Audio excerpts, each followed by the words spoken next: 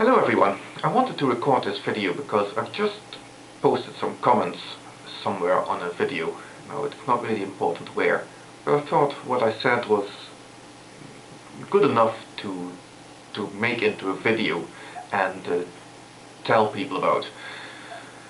So please forgive me if I look down a bit to my text and read out a few things which I normally don't do. Now, what this is about is the following: hellfire, damnation, eternal suffering,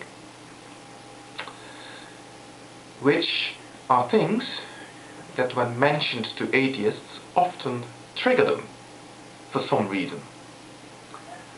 And of course the religious person who utters those threats will then turn around and says, "I thought you didn't believe in those things, so why are you getting so upset?"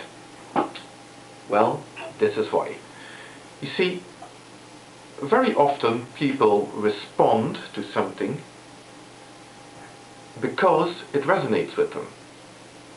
It triggers them because it touches them somewhere and it says, hang on a second, you feel that there's something inside yourself that responds to what is being said to you because it is something inside yourself. But it's not the only reason why people get triggered about certain things. And in a case like this, it isn't actually. It's not that I deep down inside believe in hell. No. What happens is a case of empathy. Empathy, yes. Empathy is merely the ability to put yourself in another person's position and see it from their perspective. And when you're able to do that, then suddenly you'll start seeing why an atheist would react to that threat. You see, on one level, when somebody starts waving the big stick at me and saying like, God is going to punish you forever, or when you die you will just be obliterated and I will live forever, or you will forever dwell in the absence of the Lord and I will be in His presence, or whatever. On one level you can just laugh, because it is nonsense. That's what it is. Plain and simple. But then you start empathizing with the person. You say, okay, let me try and understand what they're saying by putting myself in their position. And now you're going to have to realize that they do actually believe this. Or at least so they claim. But we have to work from the assumption that they do believe this.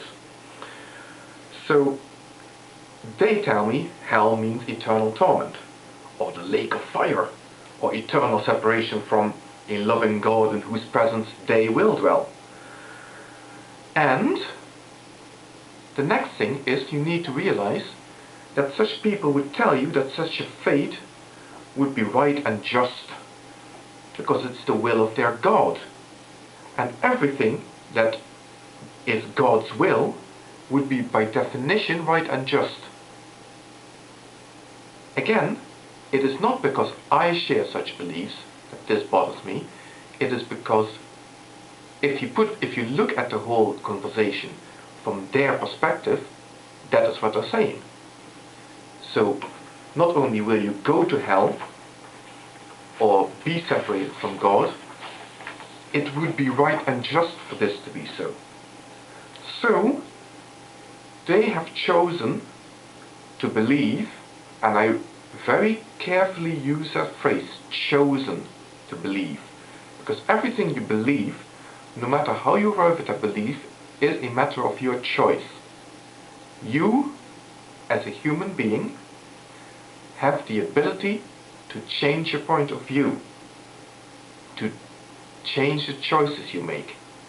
If you tell me that you believe that I am going to hell, you have chosen to believe this. And that choice will forever be your responsibility as a believer. So then,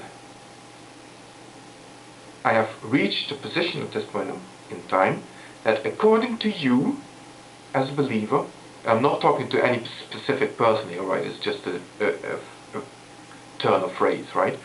But according to you as a believer, it would be right and just that I should be exterminated, consigned to oblivion, or suffer eternally.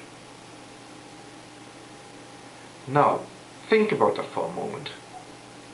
Think about the depth of hatred that would be required for somebody to be of the opinion that it would be right and just that I would suffer such a fate.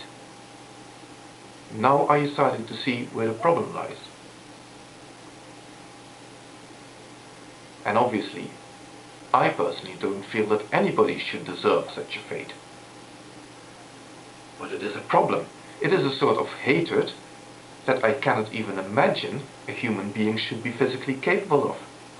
And yet, some people seem to be, because some people delight in turning around to people who don't share their beliefs and telling them such things. That is the problem. The problem is that some people can look upon other people and judge them to be so worthless. That is a real problem that needs to be addressed and that needs to be corrected. It simply does not, it won't do to allow such hatred to continue festering, as it undermines the way our society functions. It causes separation, segregation, ghettoization, apartheid, and worse. That is what needs to be addressed, and that is what's getting me triggered. That's why I get wound up about such things, because of what eventually will be caused by such beliefs. As much as they are based on figments of the imagination of that believer, that is what it will eventually lead to. And that must be addressed at the root cause of the problem as well. And, in my opinion, it's not religion that is the root cause of this problem. Religion is only one of the symptoms. The root cause is the innate human tendency to split humans into groups, us and them. But beliefs that would designate some humans as worthless are part of this pathological condition of humankind, for want of a better word. And that's why we cannot allow this to stay in place. That is why we have to take an active approach to this and do something about it. And one way of doing this is to attack such utterances with reason, in debate, as it clearly will show those utterances to be based on nothing, really. Secondly, the real problem is the underlying hatred. So it's not the hell that they mention in their threat. That is insignificant. The problem is the hatred, and that is most clearly illustrated when religious fanatics get impatient with their God. And if their God doesn't punish the infidel harshly enough on earth, they will eventually get so frustrated that they will decide to lend their God a helping hand. I don't think I need to clarify what I mean by that, do I? So, to finally get to the point, when I get triggered by threats of hellfire and damnation, it has nothing to do with such threats resonating with me, or a belief that I hold, or any sort of residual belief from my Catholic upbringing that I might still believe that hell is real. It's nothing to do with that. It is simply a fact of me understanding the true implications, the full implications of such an utterance. What that actually means with regard to the person making those utterances. And that is an alternative reason why a person might have a reaction to something another person says. Yes, very often people react because it resonates with something that they believe themselves. But often also people react because they can see further than just the utterance and see what it actually means.